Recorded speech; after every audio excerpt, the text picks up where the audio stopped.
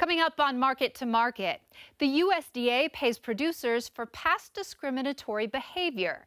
Small refineries get a break on blending ethanol. We take a look at the nation's first almost forgotten female veterinarian.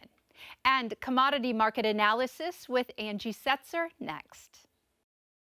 What's next doesn't happen by chance. It happens when researchers and farmers work together to solve tomorrow's agronomic challenges. We're committed to creating what's next, because at Pioneer, our name is our mission. Family owned and operated for more than 60 years, Sukup Manufacturing is a full-service provider of grain handling, storage, and drying equipment, helping farmers feed and fuel the world. For over 45 years, Steiner Tractor Parts has shared your love of antique tractors. New parts for old tractors. Learn more at steinertractor.com or at 877-559-7887.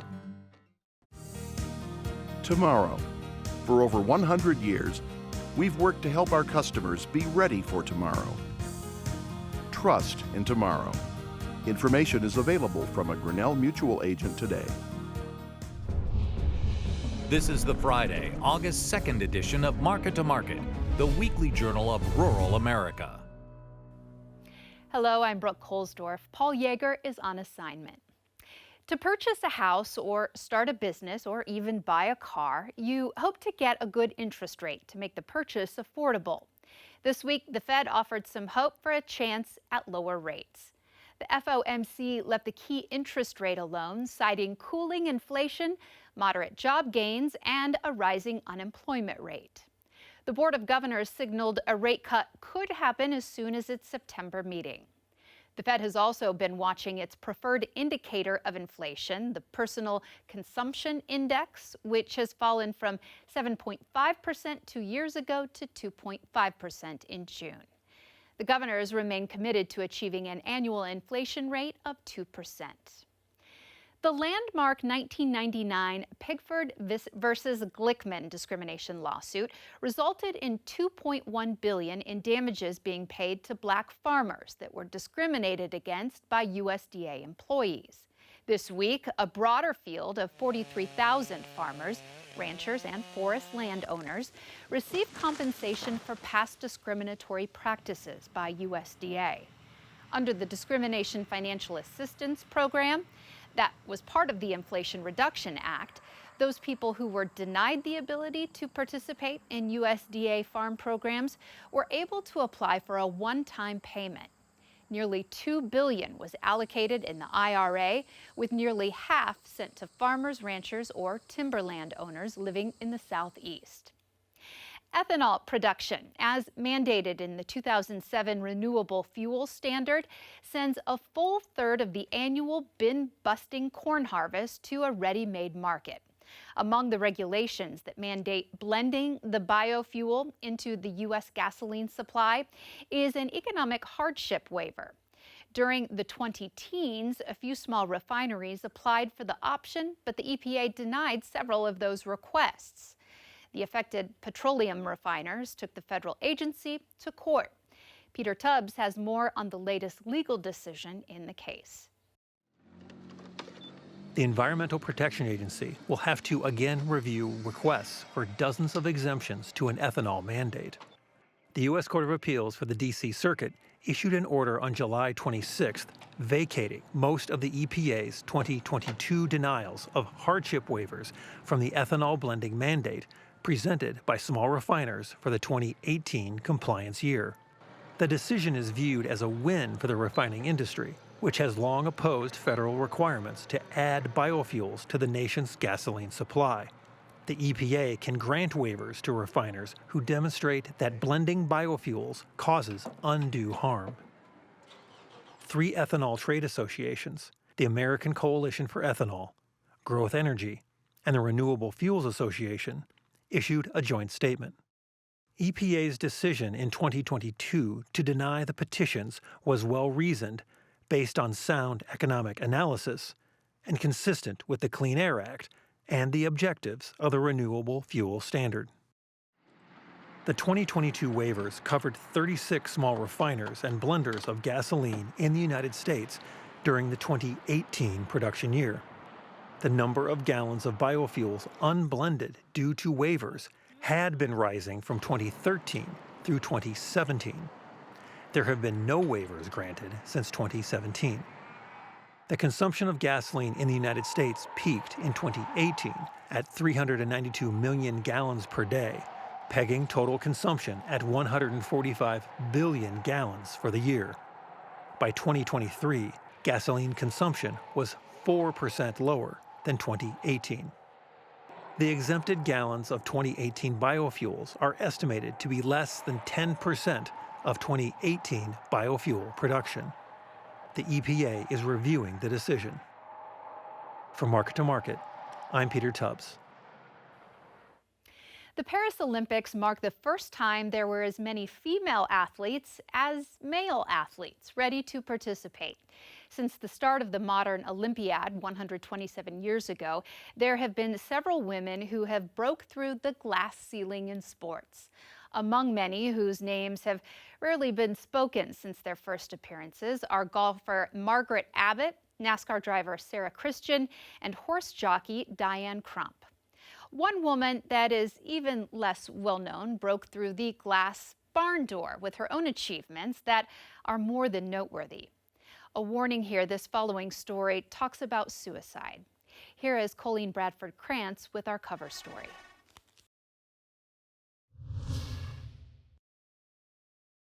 An online search for who was the first female veterinarian in the United States generates top results that are a bit misleading. No, it wasn't Dr. Florence Kimball, nor was it Dr. Eleanor McGrath. While both of these 1910 vet school grads helped pave the way for other women in a male-dominated field, the search should have favored a woman who graduated 7 years earlier, Dr. Mignon Nicholson. If you go worldwide, there's some earlier than her, but she is the first in the U.S. Unfortunately, nobody really knew much about Mignon Nicholson. When Dr. Erickson, a professor emeritus with Kansas State University's Veterinary College, was asked to give a speech about pioneering women in veterinary medicine, he found Mignon Nicholson's story elusive enough that he asked a couple librarians for help. Together, they were able to pull together a rough picture of the 1903 graduate's life. Her childhood, as far as we know, was in Ravenswood. It's a part of Long Island in New York City. And all I know is that she took care of the dogs and cats in the community. She read about dogs and cats, and she read about human medicine and surgery. She also married at a young age as well, too, from what we know. And her first husband was a traveling salesman. So she was home alone. It's unclear what brought an end to the marriage, but by the time she was in her early 20s, she had moved to Chicago. Defying the odds, and likely surprising administrators when she applied, Nicholson was accepted into MacKillop Veterinary College in 1900. It's one of the largest private veterinary colleges of that day. It had some 1,200 graduates, I think, at that time. MacKillop was probably one of the more progressive schools. The now-defunct Chicago College was co-founded in 1892 by a local horse farrier, Matthew MacKillop, who also had a veterinary practice. Although not owned by descendants and now in a different location, his veterinary practice still exists today. Besides admitting a woman, MacKillop Veterinary College had also, 4 years earlier, admitted Thomas Madison Durham, believed to be the third African American to earn a professional veterinary degree in the U.S. Erickson said there can be challenges in determining these first in veterinary medicine due to a failure to preserve journals and other documents from more than 40 now-defunct vet schools.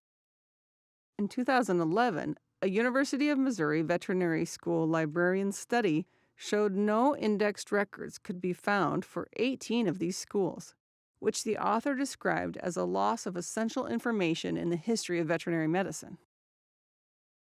Although most of MacKillop College's journals have been lost to history, a handful did survive, including several at the University of Illinois Urbana-Champaign, but they aren't from the years when Nicholson was a student.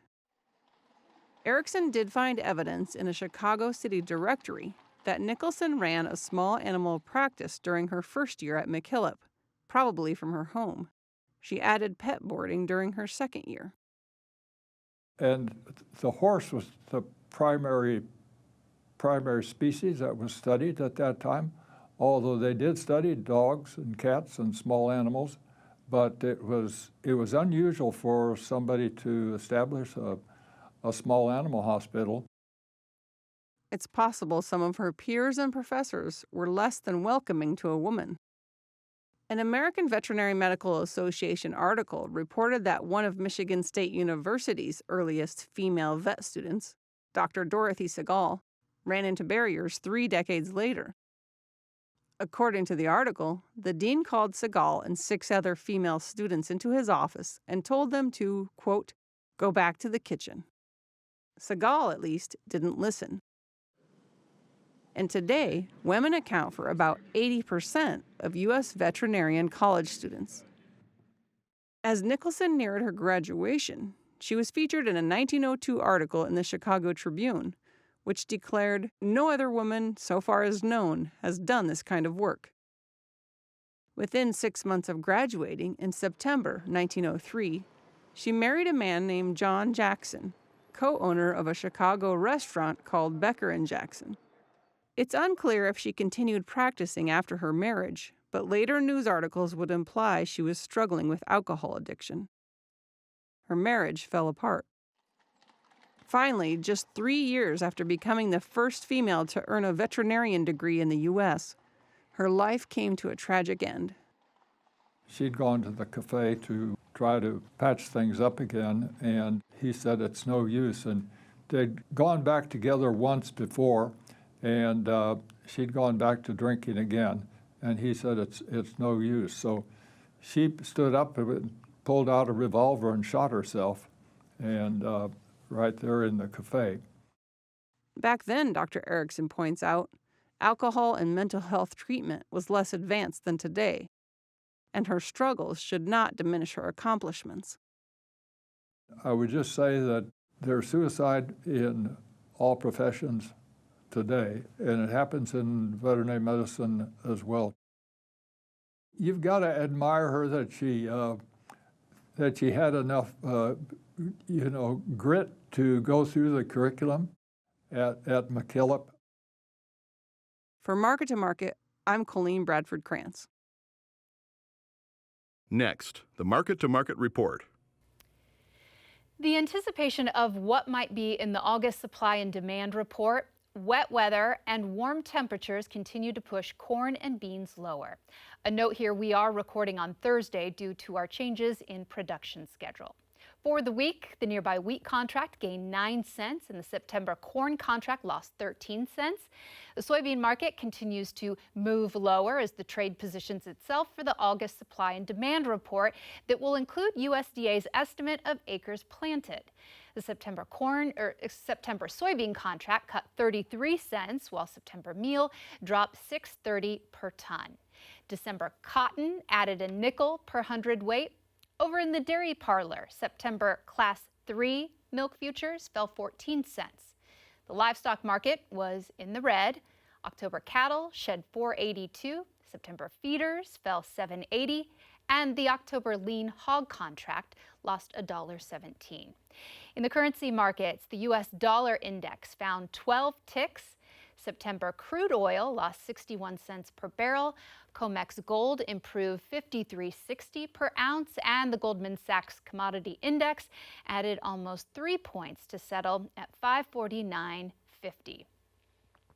All right, joining us now is one of our regular market analysts, Angie Setzer, although I should say that it's been a minute since you've been here, right? Regular is a relative term, but I'll take regular. I'm glad to be back. Well, we love having you. I'm glad that I could be here with you today.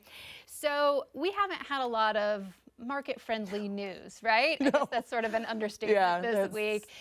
Last week at this time, we were talking about a forecast that looked pretty friendly. It was hot and dry. That all changed. We got a lot of rain, at least in the Midwest we did. So with the markets losing a lot of ground this week, was that weather or was it a supply issue? Well, I think it was a whole host of issues. I mean, you have a continuation of the speculator wanting to sell commodities. I mean, you just look at a broad spectrum of commodities from lumber. You know, you saw cotton is down off from its relatively decent levels that we'd seen earlier this year. You've got copper.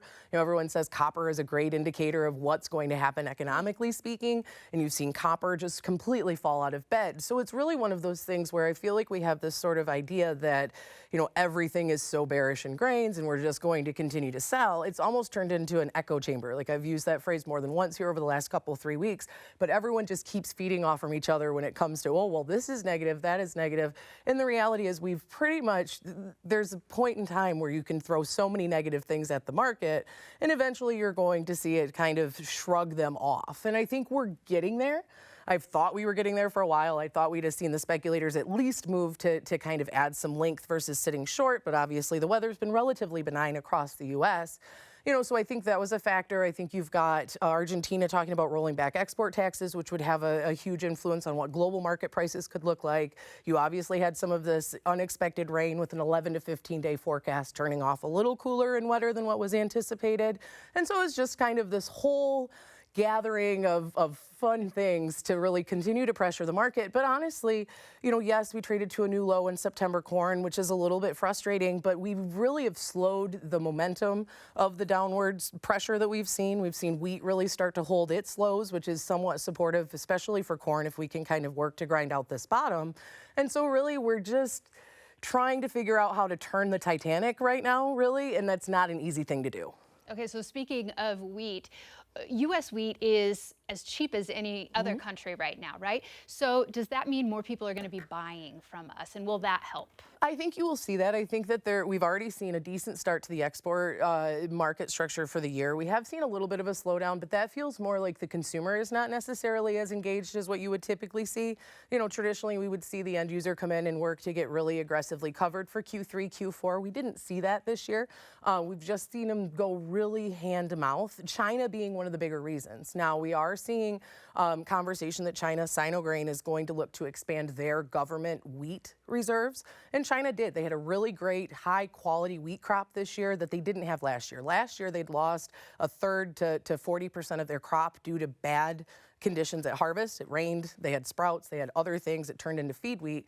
You don't have that this year, so you don't really have that drive or that competitive sort of feel on the end user side, and that's keeping some of that demand slow. But from an overall standpoint, we are going to see a continuation of buying. The U.S. should benefit, especially as we remain cheap. If we see the dollar start to turn under pressure or anything like that, we have the highest quality, easily accessible supply in the world right now, and I think that that'll benefit us long term. Okay, so you mentioned December corn futures went below $4 this week. Yeah. So have we seen the lows, or what's going to change that? What's going to be the thing to turn that around? I'd like to say that we've seen the lows. I think we should be getting close, like I said. I mean, I feel like we're working to kind of grind out what that is, and that takes some time.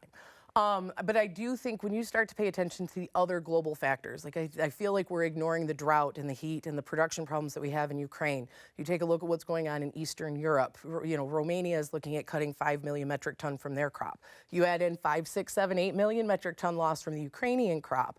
You start to talk about what we're looking at with Argentina's overall production. Brazil's second crop harvest happened at almost double their normal pace, and basis continues to rally. That's something in the cash market. If harvest happens faster than normal and basis continues to strengthen throughout harvest, that tells me as a cash trader there is something wrong with what we think is happening from a supply standpoint.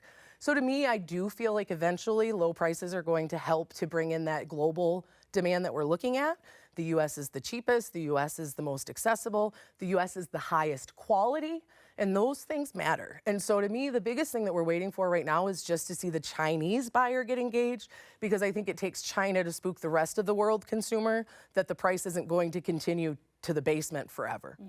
Okay, our next question about corn comes from social media. So it's a long one.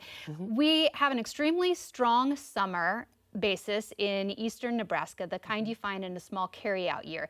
Is the strong basis as strong in other parts of the country? If so, the basis is telling me the USDA is overestimating the carryout, looking for a Husker harvest days. Surprise on the carryout.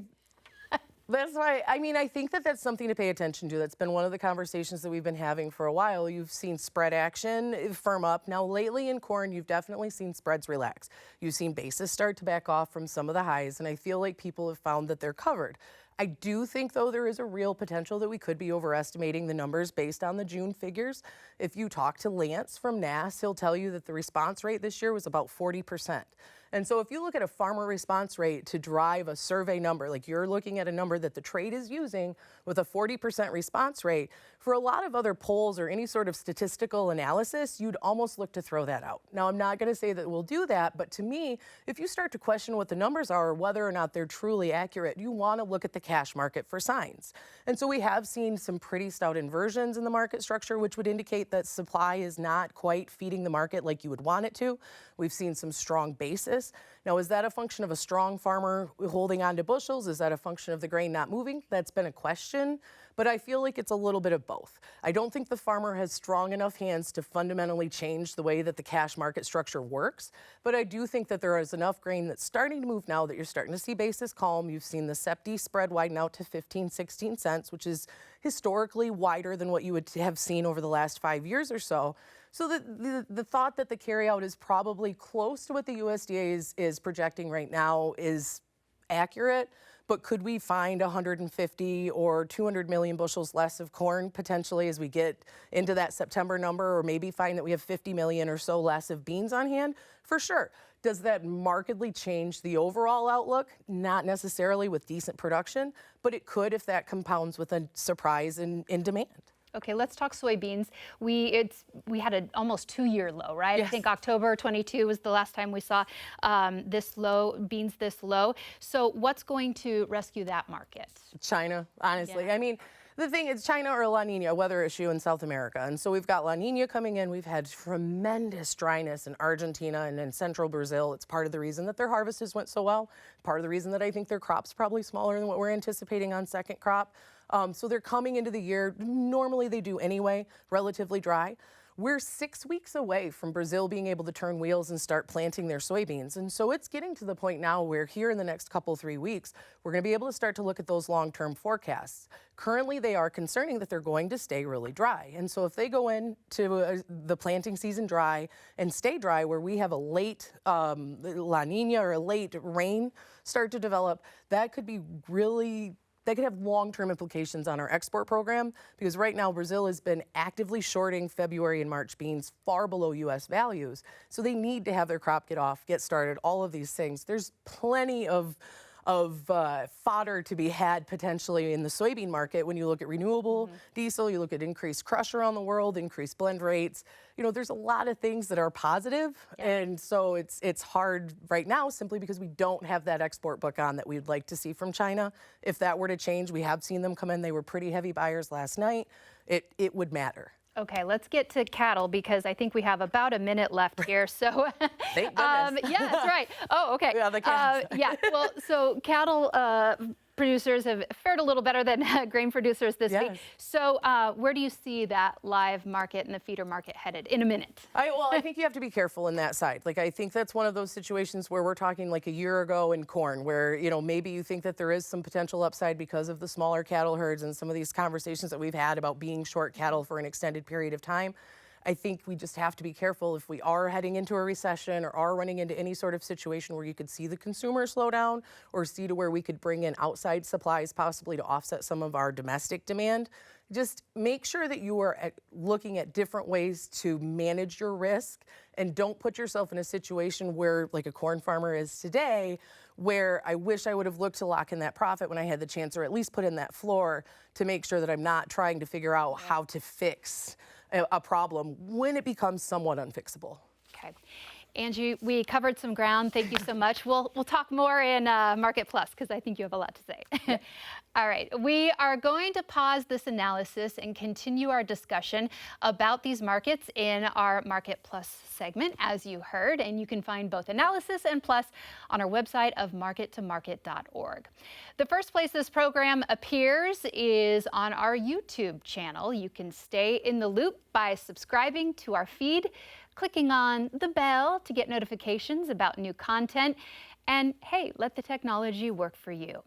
Find us at Market to Market on YouTube. And next week, we take a look at a series of new laws aimed at limiting foreign land ownership in the U.S. Thank you so much for watching and have a great week.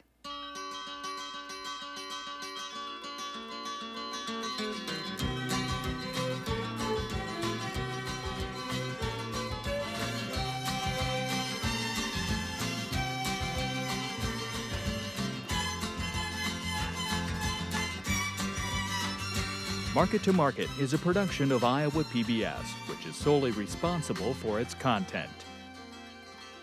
What's next doesn't happen by chance. It happens when researchers and farmers work together to solve tomorrow's agronomic challenges. We're committed to creating what's next, because at Pioneer, our name is our mission.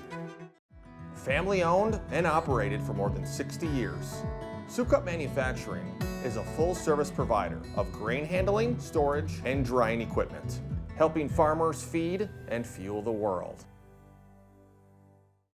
For over 45 years, Steiner Tractor Parts has shared your love of antique tractors. New parts for old tractors. Learn more at steinertractor.com or at 877-559-7887. Tomorrow. For over 100 years, we've worked to help our customers be ready for tomorrow. Trust in tomorrow. Information is available from a Grinnell Mutual agent today.